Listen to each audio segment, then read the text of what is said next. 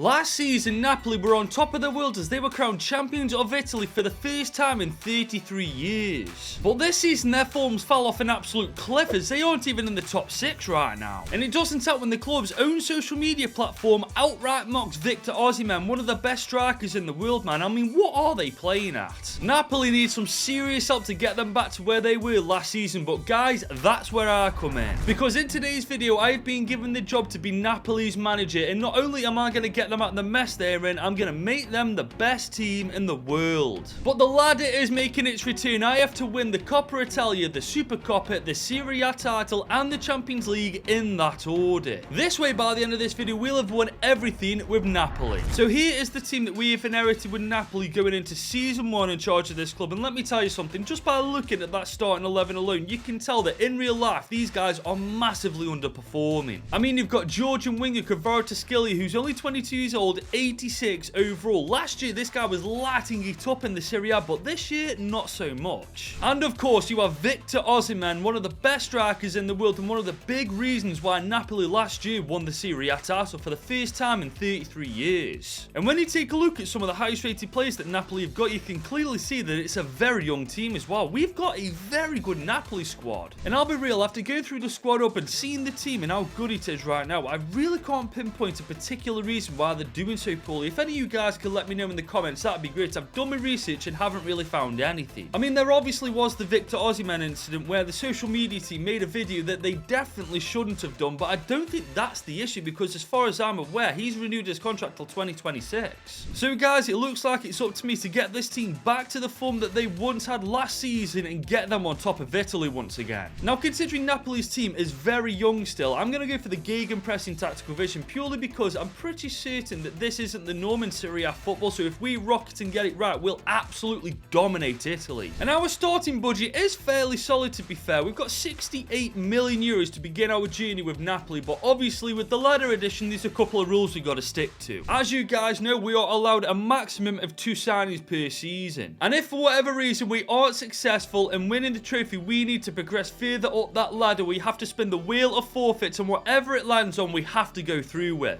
And let me tell you something, it's called the wheel of forfeits for a reason. Not one single option on this wheel is a good one, so it's in our best interest to win the trophies we need. Now, I've meddled around with the team a bit, and this is by a mile the strongest starting 11 that we can field, as far as I'm aware of anyway. And looking at the team, there's one particular position that we do need to put that 68 million into, and that is that centre-back role where Nathan plays. He's 74 rated. He's only 22 years old, to be fair to the guy, but if we're serious about progressing up that ladder in Season 1, we definitely need a better centre-back. And to be fair, when you look at the centre-backs overalls, we've only got one player above 80 rated, so we definitely do need to sort this out. And the thing is, we've got 68 million to spend, and to be fair, guys, we've only got one position to sort out, so I'm thinking we put all that money into one centre-back. The question is, who should we go for? But guys, it didn't take me long to figure that out. Edmund Tapsoba is the centre-back I'm going for. He's only 24, 81 rated. He stands at 6'4". He's currently undefeated with Bayer Leverkusen, and that's the kind of player we need in our team. And for 45 million euros on the dot, he is our first and only signing of Season 1. And that does leave us with 16 million in our budget to spend, but we only needed to bring in a better centre-back, so I'm happy to leave the transfer window as it is. But I have sent a couple of players out on loan like Raspadori, Almas, and also Lindstrom, because they won't get the game time they need to improve here, so hopefully elsewhere they can get the game time to improve and come back a better player. But this is how the starting 11 looks going into Season 1, and I'm going to be honest, guys, I'm still not overly confident that we can win our first trophy on that ladder. It's to do with the first trophy we've got to win to progress up that ladder, and that is the Coppa Italia. And with it being a domestic competition, I am never good at winning those, so I feel like if we do actually win it in Season 1, it will be an absolute miracle. And a miracle has happened. We've beaten Lazio to win the Coppa Italia. We are avoiding the wheel of forfeits, thank absolute God. Now, I don't usually do this, but let's see who we played in. Oh, wow, we only just got past AC Milan 5-4 on aggregate, and then we played Medina. We battered them 3-0. In the round of 16, we absolutely destroyed Bologna 5-1. You know what, guys? Fair play. We've won the Coppa Italia. That's one trophy down,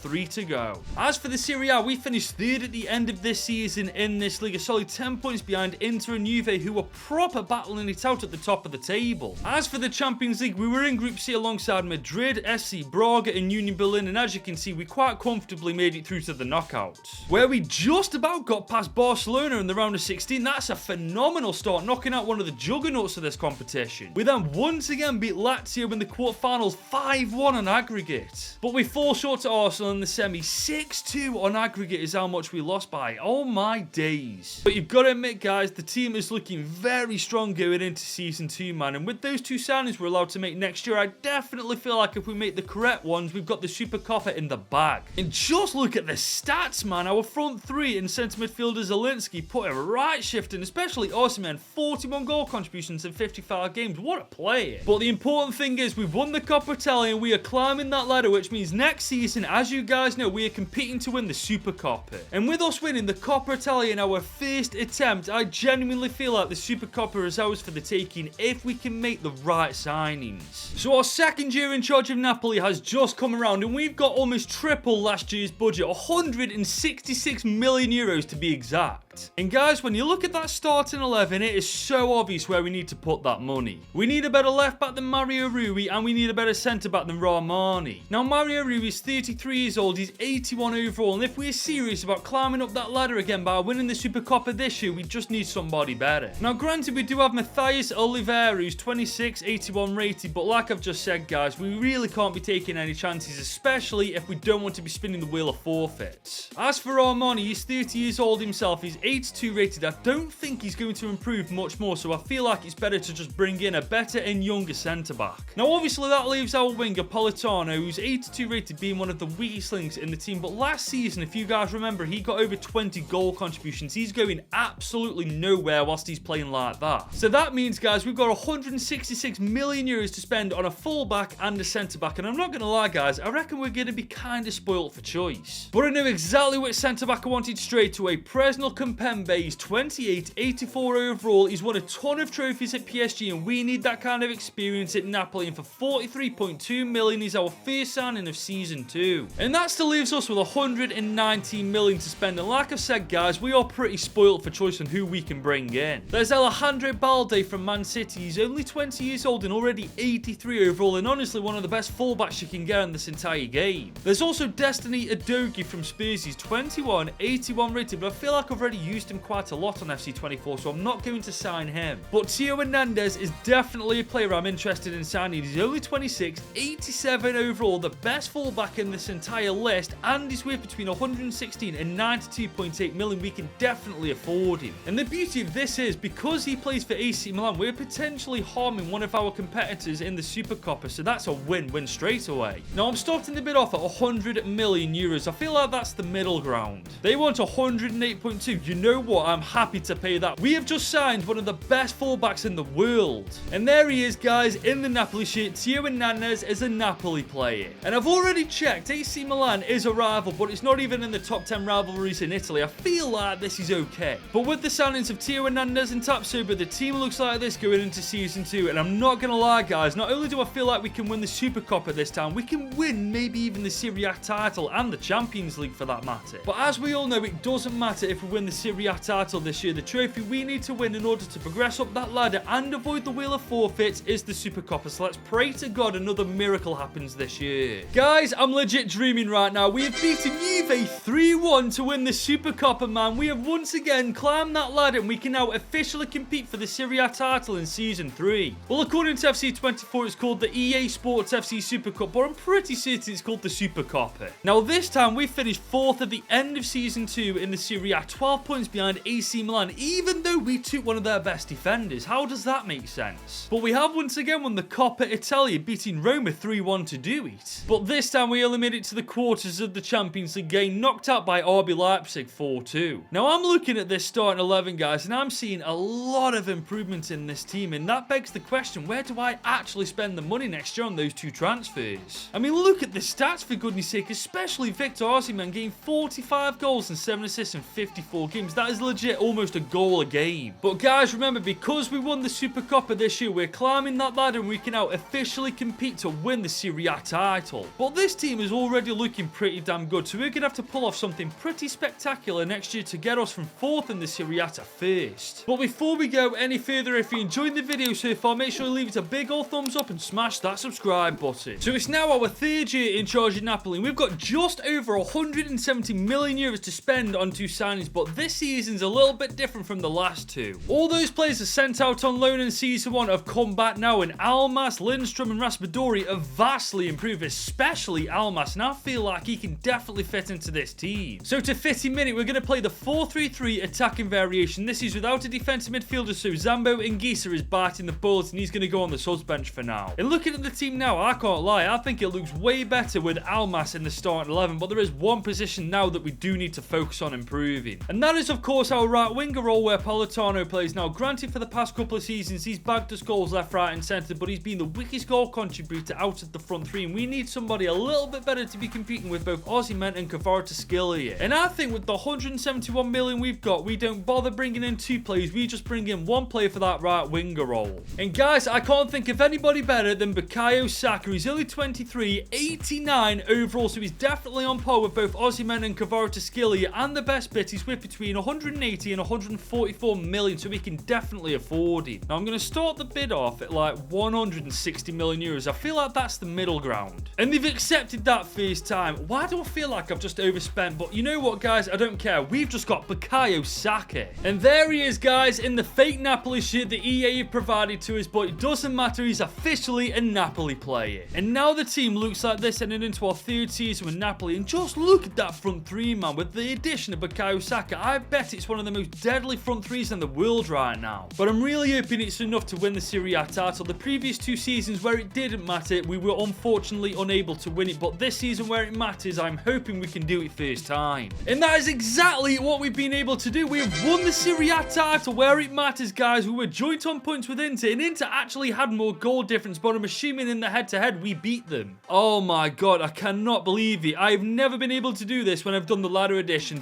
3-3. Boys, we could make history and go 4-4 with the Champions League. We've also once again won the Supercoppa. And we've won the Coppa Italia, man. We've got the treble so far with Napoli. Could you imagine if we won the Champions League this year and got the quadruple? Now, we were put into Group F alongside Borussia Mönchengladbach, Monaco and AEK Athens. And as you can see, guys, we absolutely dismantled this group. And we got past United pretty easily, 2-0 on aggregate in the round of 16. And we battered Liverpool 4-2 in the quarters. And we destroyed Man City 5-1 in the semis. Oh my god, boys, we are actually on for the quadruple. Oh, that's gutting though. Barca beat us 2-0 in the final, man. It doesn't matter because we're not competing for the Champions League, but it would have been amazing if we could have got the 4th trophy. And looking at the team, guys, I'm not surprised we've done so well. It is absolutely disgusting. And this time, Kvaratskhelia, stats-wise, was our best player. 34 goals, 12 assists in 57 games. This guy's just on another level. However, Bukayo Saka didn't have the season I wanted him to have. Granted, he got the same goal contributions as Osimhen, but for over 100 million, I'm definitely expecting at least 30 goal contributions. But with us winning that Serie A title, we are once again climbing that ladder, and we can now officially compete for the Champions League. But I've got to admit, for season 4, I'm a little worried about the Champions League. We've got the team that won the treble this year, and we still couldn't win this competition. But the good news is we've got 2 transfers to make this team even better next year. The question is, where the bloody hell are we going to actually spend that money? So we are now into season 4 with Napoli, and we've got just under 200 million euros to spend on this Napoli team, but I'm not going to lie to you, I don't know where to put it. I mean, just look at this starting 11, for goodness sake. It's absolutely phenomenal. And don't worry, I'm very aware that Zielinski and Giovanni Di Lorenzo are 32 years old, but they've still got 1 year left in them, guys. They're still going up in overall. So with the starting 11 being as good as it is, that leads me to the bench. And to be honest, guys, even the bench is filled with talent. But we could do with a better second choice striker than Simeone and a better right winger than Politano, because unlike Giovanni Di Lorenzo and Zielinski, he's 32 years old and he's going down in overall. But let's be honest, guys, with 199 million euros to spend on 2 signings, we're going to have no issues whatsoever. Now, for the backup winger, I'm going for Dejan Kulusevski from the Bottle Jobs. He's 6'1", he's only 26 and 86 rated, so if anything happens to our wingers, he can definitely fill in their shoes. As for the second choice striker, I'm going for Folarin Balogun from Monaco. He's 25, 85 rated, and if you guys saw my my Monaco video, you know what a beast this guy can turn into. And for the grand total of 152.2 million euros, we have signed both Dejan Kulusevski and also Folarin Balogun on a 4-year deal, and that's our transfer window done for season 4. And obviously that does leave the starting 11 looking like this, but the subs bench looks ridiculously strong now going into season 4. And so far in this video, we've gone 3 for 3, winning the trophies we need to not only climb up that ladder to compete for the next one, but to avoid that forfeit wheel altogether. And here's hoping we can carry that on now we're properly competing in the Champions League. We are in Group C alongside Atletico Madrid, Ajax and Dynamo Kiev, and I'm not gonna lie guys, we've got a good team, but that is still a pretty competitive group. But last season, this team made it to the Champions League final, only losing 2-0 to Barcelona, so here's hoping we can once again at least make the final. Guys, I'm being trolled. FC24 is officially trolling me. We finished bottom of Group C in the Champions League, joint on points with Dynamo bloody Kiev. I'm not being funny, we've definitely got a better team than Dynamo Kiev, so how the hell we have finished bottom of this group stage, I will never know. Actually, scratch that. How have we only won 1 game out of 6, man? This game is genuinely trolling me. I swear to God, if we've won the League or the Coppa Italia or Super Coppa and we've done this in the Champions League, I'm gonna go nuts. I can't believe this. We've actually won the Serie A, this time with 101 points, 10 points clear of second place AC Milan. I paid £70 for this game and it is officially laughing in my face, man. This is actually ridiculous. We've also won the Coppa Italia as well, man. I've genuinely got absolutely no words for this. I mean, we didn't win the Super Coppa, which is a little consolation, but the fact that we finished bottom of the Champions League group stage, we didn't even make the Europa League, man. That is actually laughable. I mean, look at this team, for God's sake. Our lowest rated player is our goalkeeper, Mere, who's 87 rated. This is genuinely a Champions League winning side, and we didn't even make it out the group stage. But the stats look absolutely brilliant. Osimhen with 33 goal contributions, Saka with over 30 goal contributions himself, Kvaratskhelia with just under 30. I mean, what can I do? But we all know what this means, man. We didn't win the Champions League, meaning at the beginning of season 5, we've got to spin that wheel of forfeits, and whatever it lands on, we've got to go through with it. I'm just hoping whatever it lands on isn't too severe, because we've got some serious work to do with this team to make sure that they win the Champions League next year. Okay, guys, let's start season 5 by spinning the wheel. -3. What the hell is -3?